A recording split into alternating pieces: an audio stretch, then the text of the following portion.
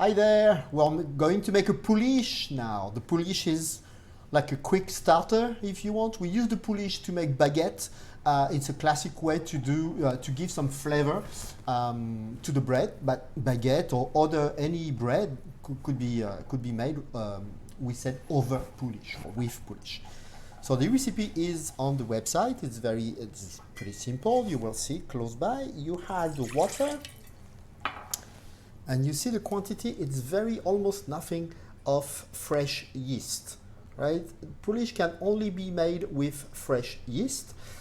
It doesn't work with dry yeast. You're just going to have to dilute the yeast into the water. I use regular water from the tap, not a problem. I use at room temperature, not directly from the tap. You pour it a little bit before, so it's not too cold. Room temperature is perfect. And then you add the flour. Ta-da! You mix everything well, and you see you're going to have like a paste.